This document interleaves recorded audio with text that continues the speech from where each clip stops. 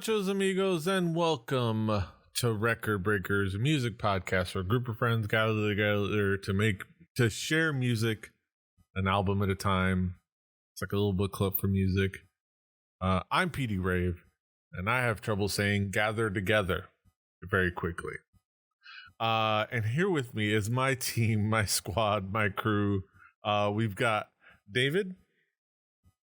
PD, I don't think we heard the opening theme. I think the crowd, the people out there heard the opening theme, I believe. We've got Drew. There's an opening theme. I know there's a closer. It's it's all the way down. We've got, of course, sitting in our fourth chair, the one and only Mike Will, aka Serial Sensei. Greetings. Yes. Yeah. There you go.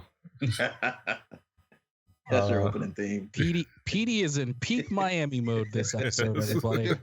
Do we have the reggaeton horn? We have Give us a break! Oh, God. Hey!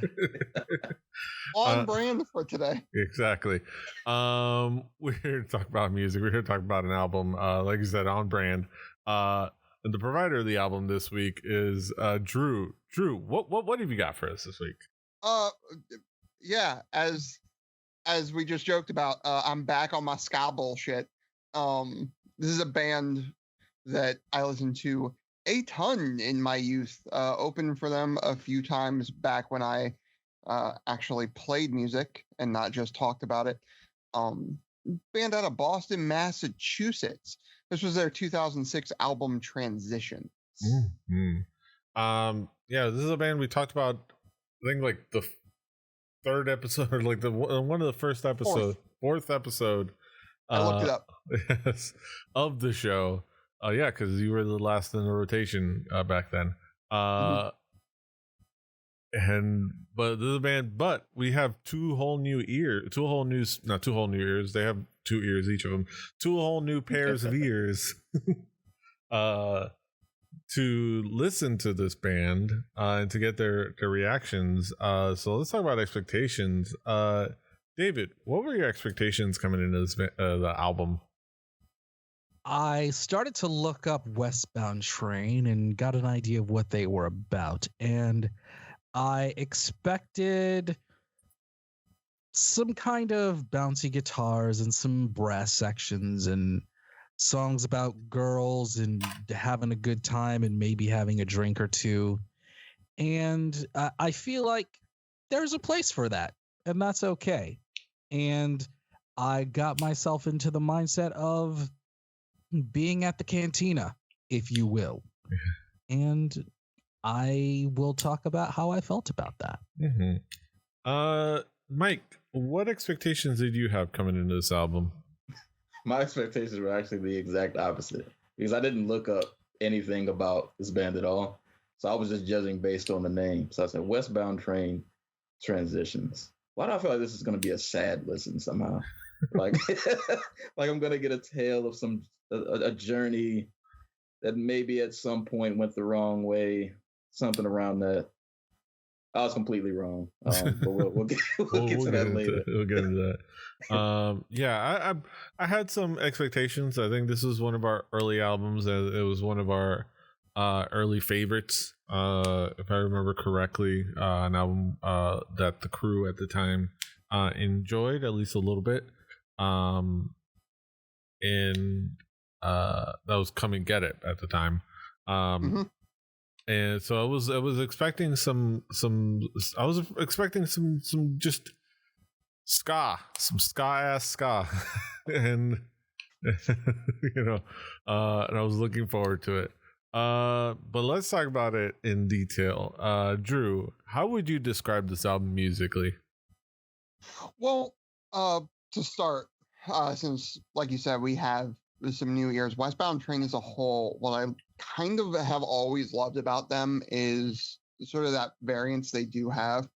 You think about ska, and alternative music in general of this stripe in that like 2002, I think is when they started, to like that 2007, 2008. Ska was very much pigeonholed.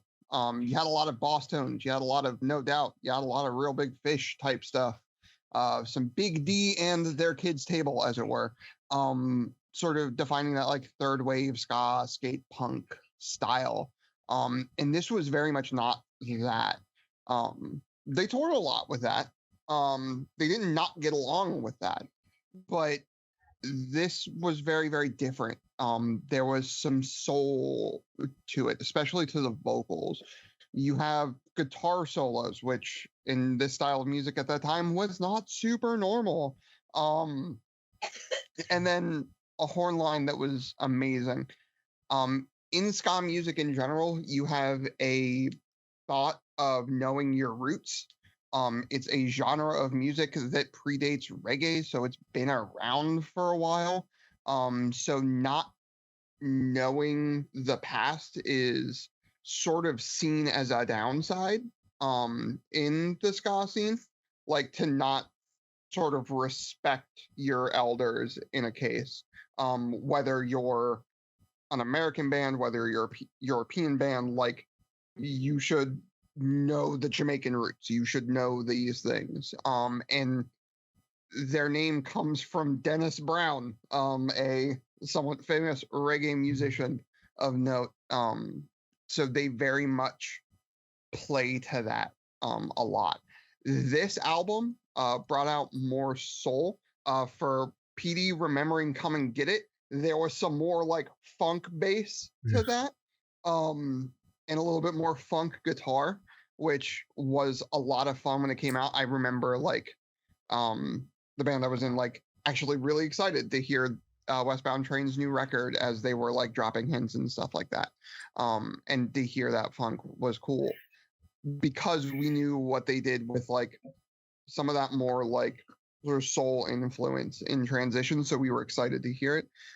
Transitions though, like definitely, in my opinion, like lives in that sort of feel to it, while still giving a lot to that old school ska reggae, like Jamaican feel, which it's a fun dancey record that at times the lyrics get into deeper stuff, but also sometimes just talking about a big girl enjoying dancing. Like there's both sides of this on this album, which I think is great. Yes. David, how would you describe this album musically? Feel good ska. You don't have to try so hard. If you're looking for something to sit back and enjoy, or if you're out and about and there's a band that's playing this, or if you're in Boston and you run into these guys, you're probably going to enjoy having them play in the background as you're making your way through the streets. It's good traveling music, I would say. And this is some ska that has a little bit more instrumentation to it than you would normally expect. As Drew said, there's some soloing here and there. The soul influence is evident and really spread all throughout the album. But the core is kind of what we know as ska. Mike, how would you describe this album musically? It's funny because I actually didn't know, maybe I knew but never knew the term. I didn't know what ska music was. So I was wondering while I was listening to this, like, what do they classify this as? Because I'm hearing it like it's kind of soulful, but I'm hearing like some Caribbean reggae-ish things kind of going on. The horns stood out a lot the first time I listened to it. And then I looked it up and I was like, oh, I didn't know that this was like a whole genre that predated reggae. I was like, oh, I learned something new. Mm-hmm. So I appreciated that. If Pete didn't have to go somewhere, like I've written entire essays on ska, like you would have been opening up Pandora's box if I didn't have to be responsible. Yeah, well, musically, this album just makes me it makes me think of just summer. Like way back when I used to intern at a cable station, and we recorded a band they performed at like a boardwalk. And this made me think like, this is the kind of music I feel like I would have heard at like that little festival that we recorded. Like, this is the kind of music that would have played there. Mm-hmm. Hot summer jams. Arts, beats, and eats. Exactly. Yeah, this is like, I'd have to go back, and when I have time, I'm probably gonna just go back and jam Come and Get It again. But yeah, this is, like you said, this is more like a soulful take on ska, but it's still just some classic ska, down to the roots.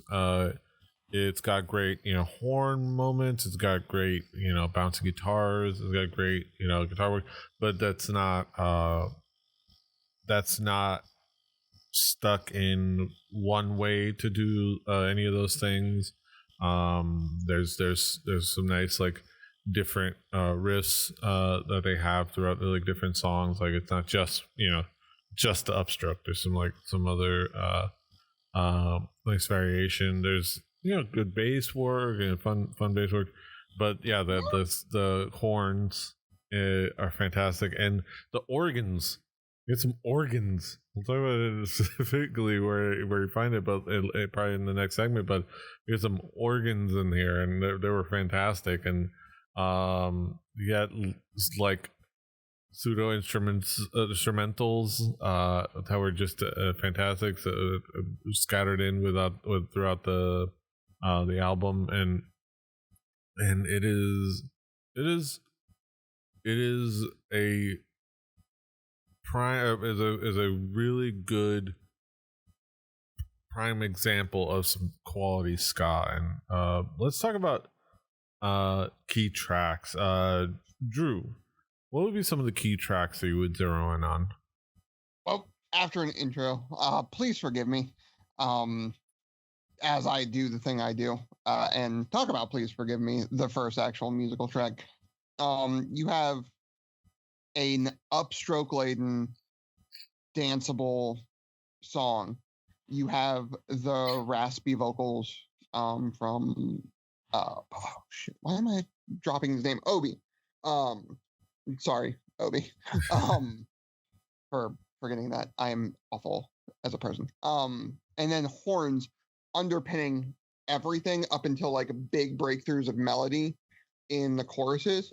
Just really a great track. For the first time, it's probably one of my favorite just general ska songs. The horns are amazing. They counterbalance the chorus, like the run his vocal does up to the down is really good. A simple walking bass line goes a long way for me. It always does. I'm a simple man that likes simple things. And again, I've had the luxury of seeing them a few times for free. And this is one of my favorite ones to like dance to on the floor. I'm No Different is an anthem. It's got an old school feel to it without like losing the new school like Westbound Train-ness of it. And ending with Travel On. Like I said, there's the ska idea of knowing your roots and sort of knowing that old school vibe to it. And I feel like this song was like sort of giving up to the early ska and reggae in Jamaica and stuff like that in a really cool way. Mm-hmm. David, what would be some of the key tracks for you? Track 5, The Test. I enjoyed that one, and I believe it was the solo in this song. It was a horn solo in this song that really caught my attention. Track 5, The Test. Also, track 8, Gone. I really enjoyed the intro to that song, and I thought it played very well. I mentioned Arts, Beats, and Eats, which is a summer festival here in Michigan, in Pontiac, that is kind of a fair where you have musicians, you have artists, you have cooks, and you have just kind of a summer outdoor festival right there in the city. And that's kind of what this reminded me of. You're walking through kind of an outdoor fair or festival. And that, I think that song, Gone, in a lot of ways really encompasses the album. Mike, what will be some of the key tracks for you? The very first song I had to take notes on was Fatty Fatty Boom Boom because it was funny because coming off of, what was the track before that? I Feel Fine.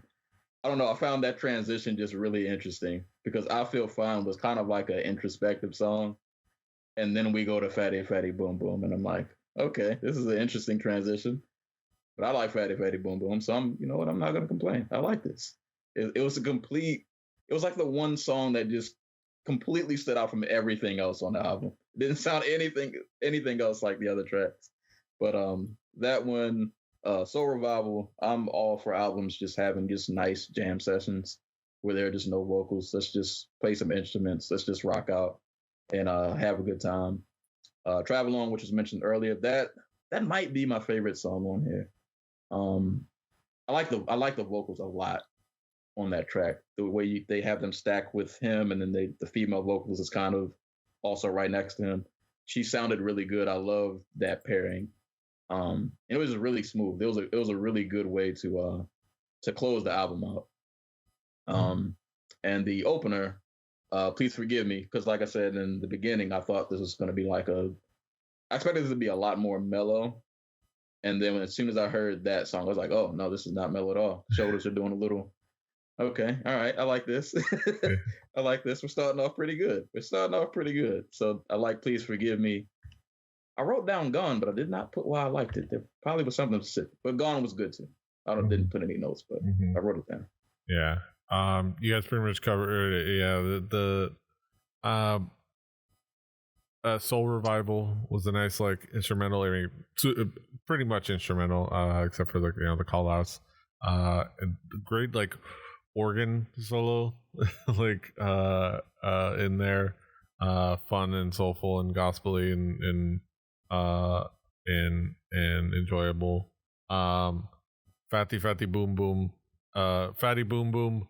I will say I enjoyed the hell out of it. There was a moment when I was hearing it where I could have sworn he was saying farty boom boom, but that was just probably just me. Well, that's ska punk, isn't it? Probably. Yeah. Be the pop punk kids getting in. Yes. I liked 7 Ways to Sunday was a good track right in there.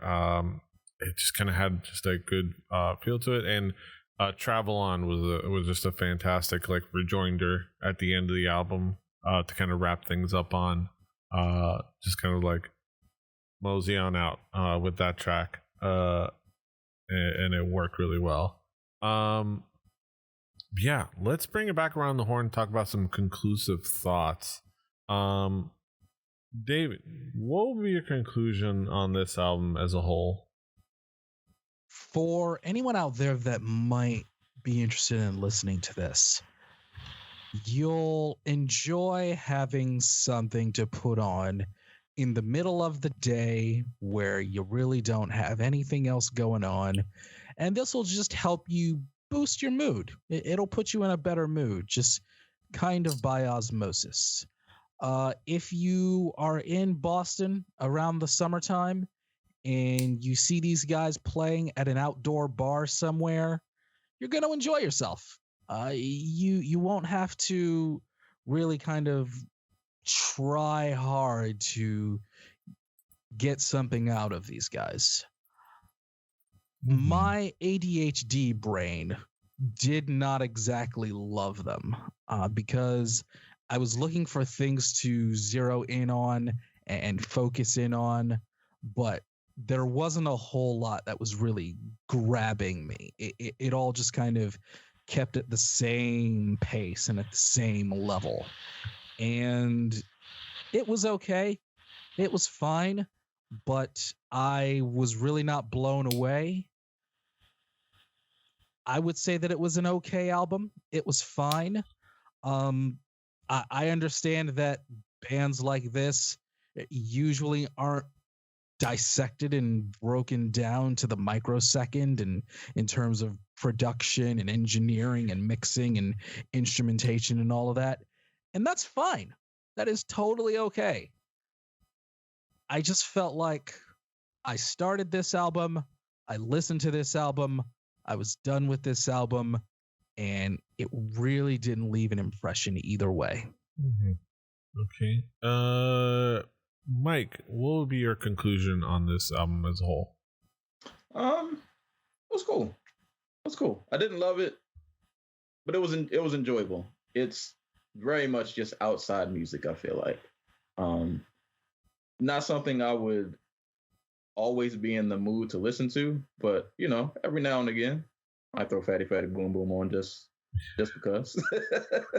But I will say I appreciate this album so that I can learn about ska music. Just a quick random note.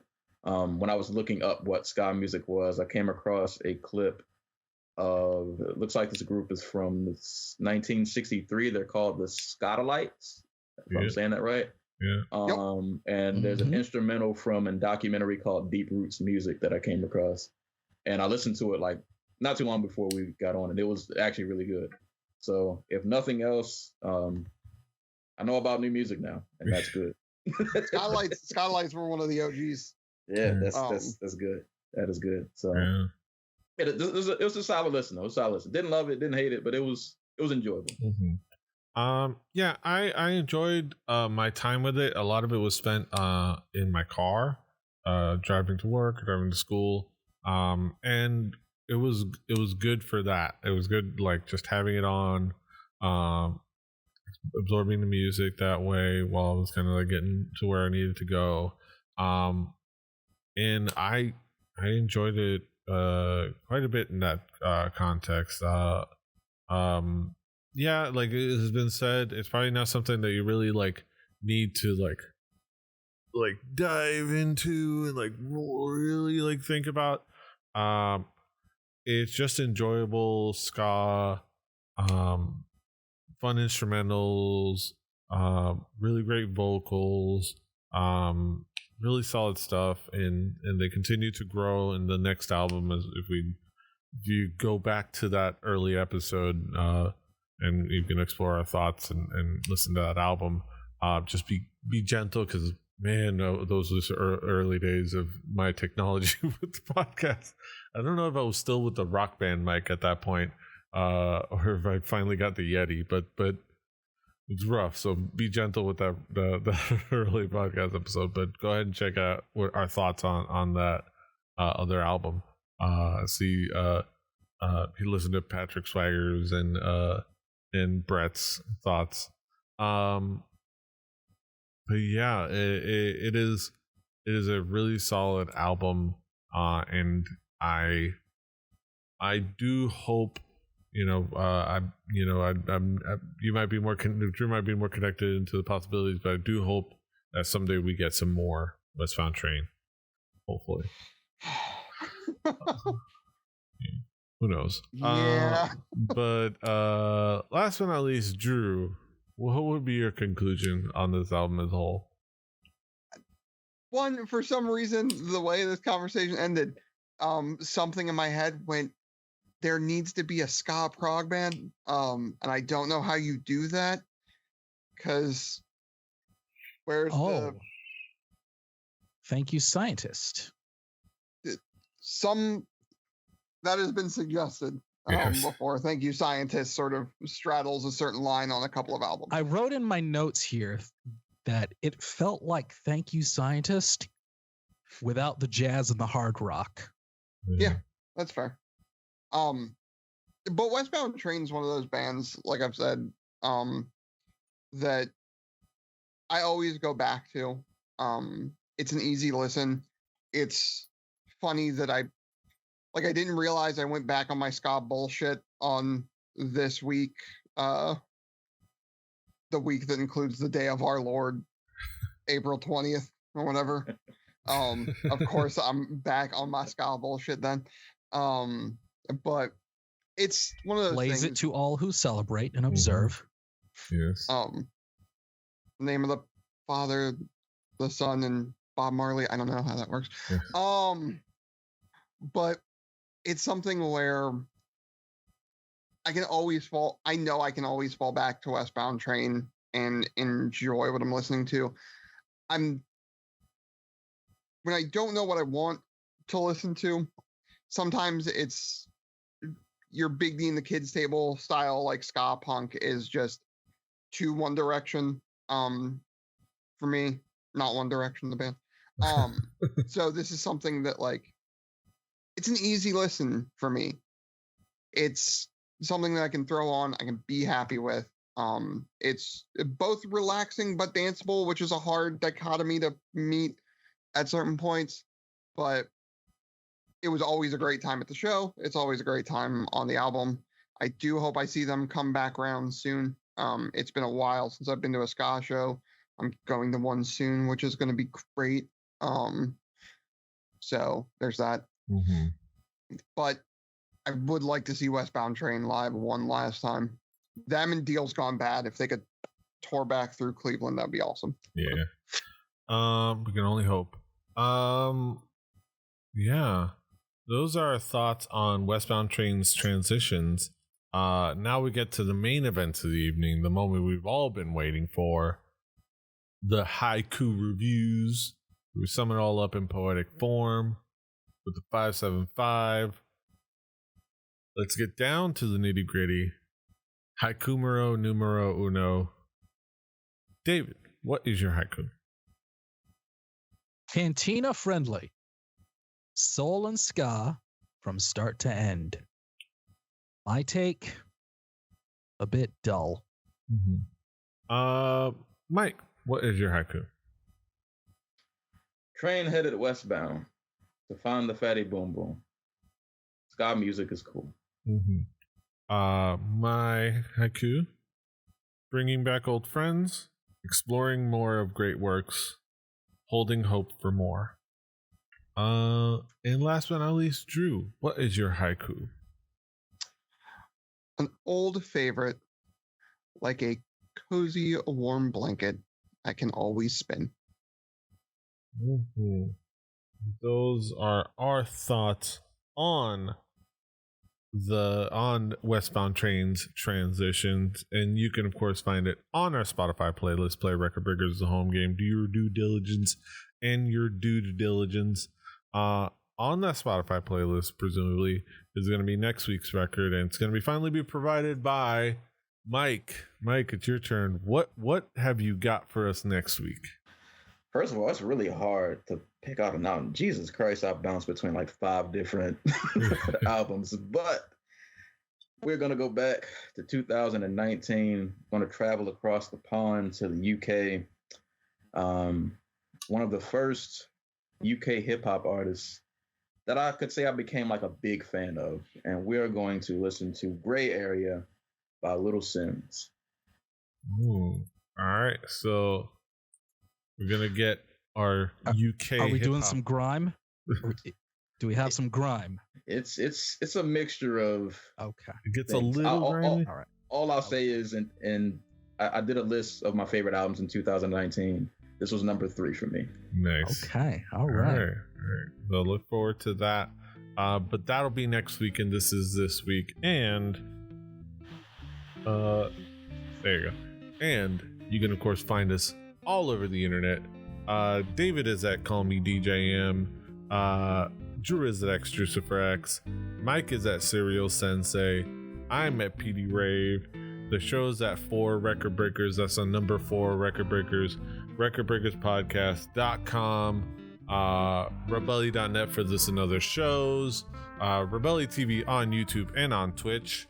You can watch us record live and stream live, including our D&D stream through the tomes, our Witcher stream with me and Daisy. I'm gonna pretty soon get back on into a rhythm with the Mass Effect stream, I promise that. And all other things that we do here, including this podcast. Yeah, check out all the things, like, share, subscribe, all the stuff. Check out our or you check out YOLO420.com/rebelli donate for our year-long drive to help Able Gamers charity for as part of Spawn Together. That we're trying to do that for 2022, see how much we can raise some money for that. But yeah, do all the things. Until next time, hasta los huevos. Petey, you could have written all of that down. It sounded like you were really struggling. I probably should. Bye-bye. Annyeong. Fighting. Haido.